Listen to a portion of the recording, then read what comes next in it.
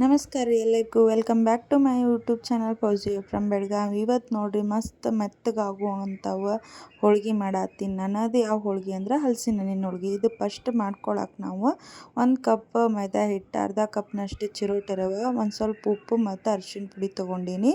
ಈಗ first 1 cup ಮೈದಾ ಹಿಟ್ಟನ್ನು ಒಂದು ಬಟ್ಲಿಗೆ ಹಾಕ್ಕೊಂಡು ನಾದ್ಕೊಳತ್ತೀನಿ ನಾನು. ಮತ್ತು ಅರ್ಧ ಕಪ್ ಏನು ಚಿರೋಟಿ ರವೆ ತೊಗೊಂಡಿದ್ದೆ ಅದನ್ನು ಹಾಕ್ಕೊಂಡೆ. ಮತ್ತೊಂದು ಸ್ವಲ್ಪ ಚಿಟಿಕೆ ಅರಿಶಿಣ ಪುಡಿ ಮತ್ತು ಒಂದು ಸ್ವಲ್ಪ ಉಪ್ಪು ಹಾಕ್ಕೊಂಡು ಅದೆಲ್ಲ ಫಸ್ಟ್ ಮಿಕ್ಸ್ ಮಾಡಿಕೊಂಡು ಆಮೇಲೆ ನೀರು ಹಾಕ್ಕೊಂಡು ಮಿದ್ಕೊಳಕ್ಕೆ ಸ್ಟಾರ್ಟ್ ಮಾಡ್ತೀನಿ ನಾನು. ಇದು ಚೆನ್ನಾಗಿ ಮಿದ್ಕೋಬೇಕ್ರಿ. ಅಂದ್ರೆ 1-2 ತಾಸು ಮುಂಚೆನೇ ನಾದಿಟ್ಕೋಬೇಕು ನಾವು ಹಿಟ್ಟನ್ನ. ಇಲ್ಲ ಅಂದ್ರೆ ಜಲ್ದಿ ಆಗ ನಾದಿ ಆಗ ಮಾಡ್ತೀನಿ ಅಂದ್ರೆ ಚಲೋ ಆಗಲ್ಲ ಹೋಳ್ಗೆ. ಯಾಕಂದ್ರೆ ಚಿರೋಟಿ ರವೆ ಮಿಕ್ಸ್ ಮಾಡಾಕತ್ತೀವಿ ನಾವು. ಅದ್ರ ಸಲುವಾಗಿ ಫಸ್ಟ್ ನಾವು 1-2 ತಾಸು ಮುಂಚೆನೇ ಎಲ್ಲ ಇದನ್ನ ಹಿಟ್ಟು ನಾದ್ಕೊಂಡು ಬಿಡ್ಬೇಕು. ನಾದಿ ನನಗೆ ಇದಕ್ಕೆ ಚೆಂದಾಗ ನಾದಿ ಇದಕ್ಕೆ ಆಮೇಲೆ ನಾವು ಒಂದು ಸ್ವಲ್ಪ ಎಣ್ಣೆ ಹಾಕ್ಕೊಂಡ್ರಿ ಮತ್ತೊಂದು ಸ್ವಲ್ಪ ಹೊತ್ತು ನಾದ್ಕೊತೀನಿ ನಾನು ಹಿಟ್ಟನ್ನ. ಇದು ನೋಡಿರಿ ಫುಲ್ ಒಂದು ಸ್ವಲ್ಪ ಮೆತ್ತಗಾಗುವಂಗೆ ನಾದಬೇಕು.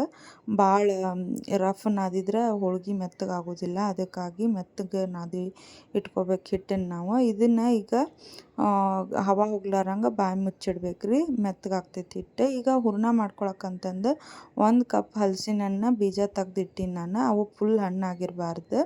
ಮತ್ತು 1 ಕಪ್ ಒಣ ಕೊಬ್ಬರಿ ತುರಿ, 1 ಕಪ್ ಬೆಲ್ಲ ಮತ್ತು ಅರ್ಧ ಕಪ್ನಷ್ಟು ಚಿರೋಟಿ ರವೆ ತೊಗೊಂಡು ಇದನ್ನು ಹುರ್ಕೊಳತ್ತೀನಿ ನಾನೀಗ. ಒಂದು ಸ್ವಲ್ಪ ಏಲಕ್ಕಿ ಪೌಡ್ರ್ ಮತ್ತು ಎಣ್ಣೆ ತೊಗೊಂಡಿನಿ. ಇದು ನೋಡಿರಿ ಹಿಂಗೆ ಸಾಕು, ಇಷ್ಟು ಹುರ್ಕೊಂಡ್ರೆ ಸಾಕು.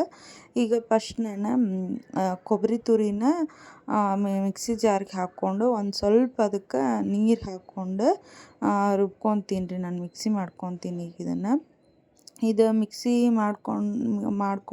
ಮಾಡ್ಕೊಂಡಾದ ತಕ್ಷಣ ಈಗ ನಾ ಫಸ್ಟ್ ಏನಪ್ಪ ಅಂದ್ರೆ ಬೆಲ್ಲನ ಒಂದು ಸ್ವಲ್ಪ ನೀರೊಳಗೆ ಒಂದು ಬೊಗನಿಯೊಳಗೆ ನೀರು ಹಾಕ್ಕೊಂಡು ಅದ್ರೊಳಗೆ ಬೆಲ್ಲ ಹಾಕಿ ಇದನ್ನು ಮಿಕ್ಸ್ ಮಾಡ್ಕೊಂಡಾಕಂತಂದು ಅಂದ್ರೆ ಕರಗೋ ಥರ ಒಂದು ಸ್ವಲ್ಪ ಸಣ್ಣ ಉರಿಯೊಳಗಿಟ್ಟು ಅದನ್ನು ಕರಗಲಿ ಅಂತಂದು ಇದನ್ನು ಬೆಲ್ಲ ಇಟ್ಟೇನಿ ರೀ ನಾನೀಗ.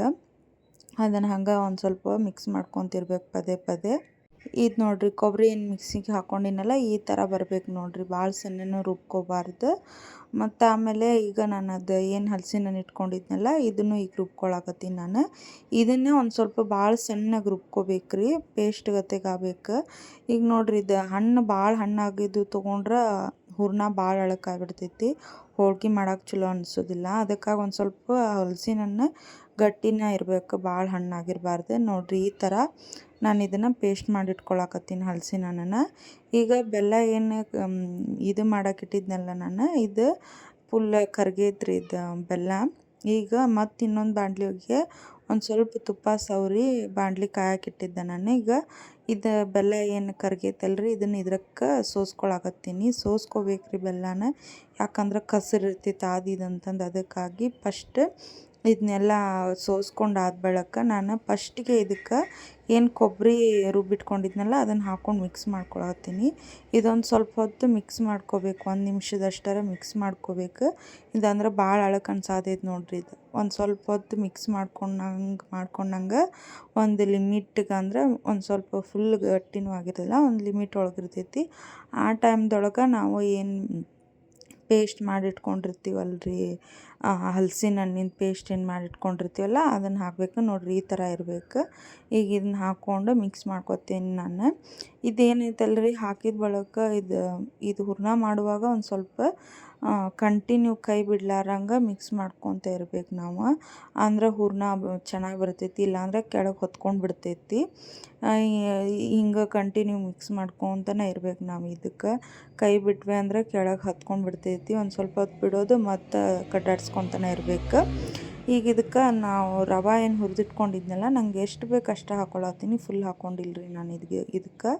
ಈಗ ನೋಡಿರಿ ಇದನ್ನು ಚೆನ್ನಾಗಿ ಮಿಕ್ಸ್ ಮಾಡ್ಕೋಬೇಕು, ಯಾಕಂದ್ರೆ ರವೆ ಫುಲ್ ಗಟ್ಟಿ ಆಗಬಾರ್ದು ರೀ. ಅದಕ್ಕಾಗಿ 1 ಸ್ಪೂನಷ್ಟು ತುಪ್ಪ ಹಾಕ್ಕೊಂಡು ಮಿಕ್ಸ್ ಮಾಡ್ಕೊಳತ್ತೀನಿ ರೀ ನಾನು. ಯಾಕಂದ್ರೆ ಕೆಳಗೆ ಹೊತ್ಕೋಬಾರ್ದು ಅಂತಂದು ತುಪ್ಪ ಹಾಕ್ಕೊಳಕತ್ತೀನಿ ನಾನು. ಮತ್ತು ಏಲಕ್ಕಿ ಪೌಡ್ರ್ ಒಂದು ಸ್ಪೂನಷ್ಟು ಏಲಕ್ಕಿ ಪೌಡ್ರ್ ಹಾಕ್ಕೊಳತ್ತೀನಿ.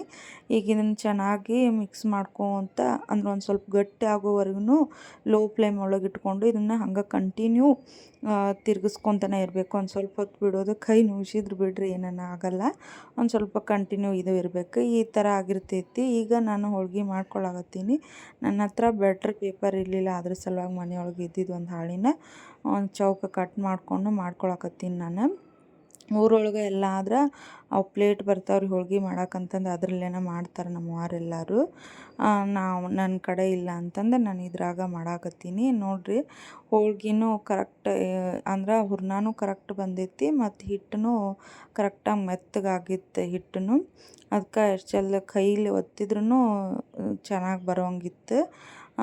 ಚಲೋ ಆಗಾಕತ್ತಿದ್ವು ರೀ ಹೋಳ್ಗೆ ಮಾತ್ರ. ಆಮೇಲೆ ಹೋಳ್ಗೆ ತಿನ್ನಕ್ಕೆ ಬಾಯೊಳಗೆ ಭಾರಿ ಮಸ್ತ್ ಆಗ್ತಾವ್ರಿ ಇವು. ನಾರ್ಮಲಾಗಿ ನಾವು ಹೂರ್ಣದ ಹೋಳ್ಗೆ ಇದು ತೊಗರಿಬೇಳೆ ಹೋಳ್ಗೆ ಎಲ್ಲ ಮಾಡ್ತೀವಲ್ಲ ಅದಕ್ಕಿಂತ ಮಸ್ತ್ ಆಗ್ತಾವ್ರಿ ಇವು ಹೋಳ್ಗೆ. ಒಂದು ಸಾರಿ ಟ್ರೈ ಮಾಡಿ ನೋಡಿರಿ ನೀವು. ನಾವು ಹೋದ ಸಾರಿನೂ ನಮ್ಮ ಮನೆಯವ್ರು ತಂದಿದ್ರು ಹಲಸಿನನ್ನು, ಇಲ್ಲ ನಮ್ಮ ಕ್ಯಾಂಪ್ ಒಳಗೆ ಇದ್ದಿದ್ದನ್ನು ಕಾಯಿನ ಅದನ್ನು ತೊಗೊಂಡು ಬಂದಾಗ ಮಾಡಿದ್ದೆ ನಾನು. ಅವಾಗೂ ಮಸ್ತ್ ಆಗಿದ್ದವು ಹೋಳ್ಗೆ. ಅದಕ್ಕಾಗಿ ಈ ಸಾರಿನೂ ಮಾಡು ಅಂತಂದು ತಂದು ಕೊಟ್ಟಾರ್ರಿ, ಅದ್ರ ಸಂಬಂಧ ಮಾಡಾಕತ್ತೀನಿ ನಾನೀಗಿದ. ಇದು ನೋಡಿರಿ ಈ ಥರ ಬರ್ತಾವೆ ಹೋಳ್ಗೆ. ನಾನು ಜೋರು ಇಟ್ಟಿಲ್ಲ, ಜೋರು ಇಟ್ಟಿದ್ರೆ ಬುರು ಬುರು ಬುರು ಉಬ್ಬುತ್ತಾವು, ಅಷ್ಟು ಚಂದ ಆಗ್ತಾವೆ ಹೋಳ್ಗೆ. ಇಲ್ಲಿ ನೋಡಿರಿ ಇನ್ನೊಂದು ಹೋಳ್ಗೆ ನಾನು ಲಟ್ಟಿಸ್ಕೊಳಕತ್ತೀನಿ ಈಗ. ಒಂದು ಸ್ವಲ್ಪ ಇದು ಹೂರ್ಣ ಇನ್ನೂ ಒಂದು ಸ್ವಲ್ಪ ಗಟ್ಟಿ ಆಗಬೇಕಾಗಿತ್ತು. ನಾನು ಅಷ್ಟೇ ನಾರ್ಮಲ್ ಮೆತ್ತಗಾಗ್ತಾವೆ ಹೂರ್ಣ ಎಷ್ಟು ತೆಳ್ಳಗಿರ್ತೈತಲ್ಲ ಅಷ್ಟು ಮೆತ್ತಗಾಗ್ತಾವೆ ಅಂತಂದು ನಾರ್ಮಲ್ ಇಟ್ಕೊಂಡೀನಿ. ನನಗೆ ಕರೆಕ್ಟ್ ಅನ್ಸಾತಿತ್ತು. ಮಸ್ತ್ ಆಗಿದ್ದು ರೀ ಹೋಳ್ಗೆ ಮಾತ್ರ. ನೀವು ಒಂದು ಸಾರಿ ಟ್ರೈ ಮಾಡಿ ನೋಡಿರಿ. ಭಾಳ ಅಂದ್ರೆ ಭಾಳ ಚಲೋ ಆಗ್ತಾವೆ.